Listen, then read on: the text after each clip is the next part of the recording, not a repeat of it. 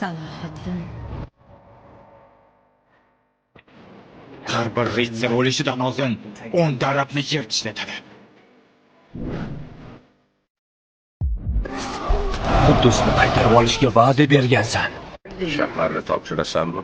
Aholini ozod qilaman. Nasroniylar shaharni bosib olganlarida musulmonlarni qo'ydek bo'g'izlashgan. Men sizlardan qasos olmayman. Axir men Salohiddinman. Assalomu alaykum. Va alaykum assalom. Sen uchun Quddus nima o'zi? Hamma narsa.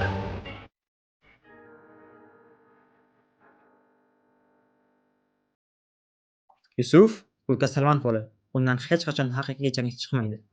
Tarixdagi eng adolatli sulton, hattoki dushmanlari ham hurmat qilgan musulmonlar xaloskori buyuk Salohiddin Ayyubiy haqida otasi Najmiddin Ayyub aynan shunday degan edi. Salohiddin Ayyubiy hozirgi Misr, Suriya va Iroq davlatlarining hukmdori bo'lgan. U musulmonlarni bir maqsad yo'lida birlashtirib, salafchilar ustidan ulkan g'alabalarga erishgan. Afsuski, Salohiddin Ayyubiyning yoshligi haqida ma'lumotlar juda ham kam, deyarli yo'q. Biroq siz bugungi videoda Salohiddin Ayyubiyning yoshligidan to buyuklikka erishgunga qadar bo'lgan voqealarni bilib olasiz. Bundan oldin esa videoga like bosib, bizni qo'llab-quvvatlashni unutmang.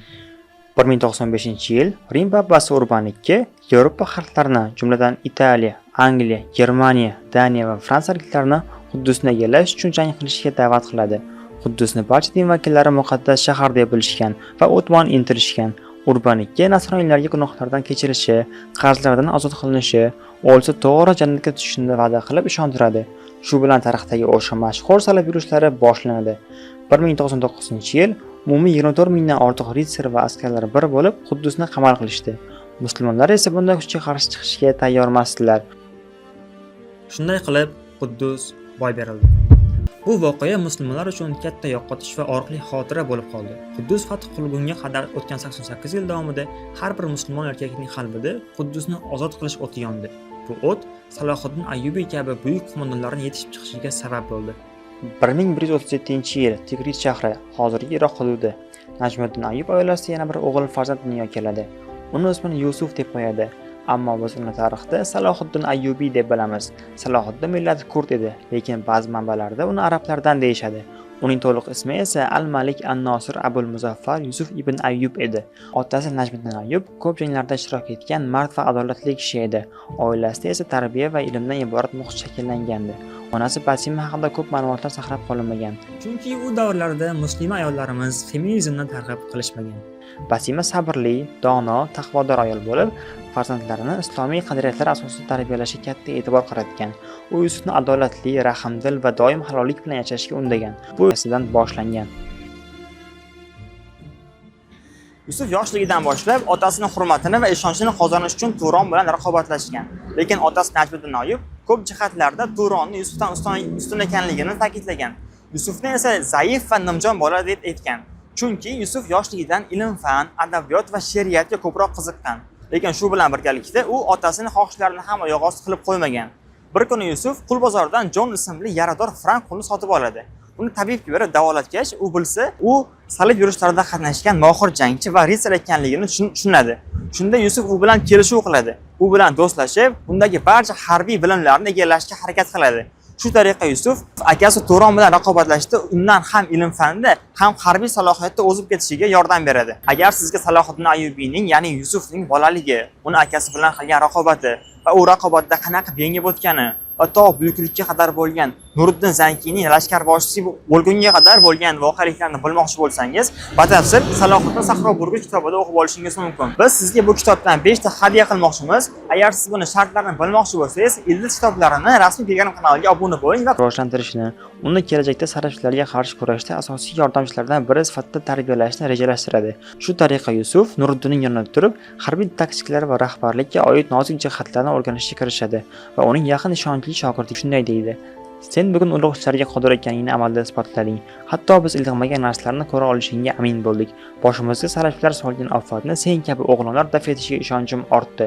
Alloh uchun o'zingni fido qilganing avlodlarga ibrat bo'lgusi. Bugun jasoratingni mol-mulk, yer va yangi bir ism bilan taqdirlayman. Bu nom sening barcha ijobiy hislatlaring, oriyat va sha'an egasi ekaningni anglatib tursin.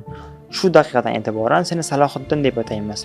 Sen dinimiz shamshirisan. 12-asr Misr. Misrda og'ir kunlar hukm surardi. Fatimiylar xalifaligi o'zining so'nggi yillarini yashar, mamlakat siyosiy beqarorlik va iqtisodiy inqirozga yuz tutgan edi. Hokimiyatda zaif va o'zaro nizo ichida bo'lgan rahbarlar xalqni boshqarishga ojizlik qilayotgan edi. Ushbu vaziyatdan foydalangan holda salafchilar Misrni egallashga intilmoqda edilar. Ularning maqsadi strategik jihatdan muhim bo'lgan Nil vodiysi ustidan nazoratni qo'lga olish va Misrni islom dunyosidan ajratib qo'yish edi. Misrda yana bir tahdid bor edi. Fatimiylar xalifaligining bosh vaziri Shavor ichki kuchlar o'rtasida o'z hokimiyatini saqlab qolish uchun salafchilar bilan ittifoq tuzishga qaror qildi. Bu musulmonlar uchun haqiqiy xiyonat edi. Shu vaziyatda Nuriddin Zanki Misrni sun'iy boshqaruv ostiga olish zarurligini tushundi. Uning maqsadi Misrni qo'lga kiritib, islom dunyosini birlashtirish edi. Ushbu mas'uliyatli vazifani esa eng sadoqatli lashkar boshchisi, yosh va umidli Salohiddin Misrni egallash va qayta tiklash Salohiddin Ayyubiyning buyuk rahbar sifatida tarix sahnasiga kirib kelishiga yordam berdi. Bu g'alaba nafaqatgina harbiy qudrat, balki unga siyosiy donolik va xalqlarni birlashtira olish imkoniyatini berdi. Misr Salohiddin Ayyubiyning buyuk maqsadlari orasidagi eng birinchi ilk qadam edi. Salohiddin Ayyubiy butun islom dunyosining birdamligi uchun o'z faoliyatini davom ettirdi. Ammo shu paytda musulmonlar olamida katta o'zgarish yuz berdi. 1174-yilda Nuriddin Zanki, Salohiddinning ustozi va himoyachisi vafot etdi. Uning o'limi davlat uchun katta yo'qotish edi. Bu faqat rahbarni yo'qotish emas, balki islom birligining so'nishining xavfini ham keltirib chiqardi. Nuriddin Zankining o'limidan so'ng Suriya va Iroqdagi yerlar birlashgan davlatdan ajralib, alohida hududlarga bo'linib ketdi. Bu zaiflik salafchilar uchun yangi imkoniyat eshigini ochib berdi. U musulmonlarning bu bo'linishini o'z manfaatlari uchun ishlatishga urinishdi. Bu vaziyatni ko'rgach, Salohiddin Ayyubiy o'z mas'uliyatini anglab yetdi. U nafaqat Misrni, balki boshqa musulmon davlatlarini ham bir maqsad yo'lida birlashtirish kerakligini tushundi. Qachonki islom dunyosi bir bo'lmas ekan, salafchilarga qarshi samarali kurashish imkonsiz edi. Salohiddin Ayyubiy endi o'zining eng ulug' maqsadi, ya'ni muqaddas Quddus shahrini ozod qilishga e'tibor qaratdi.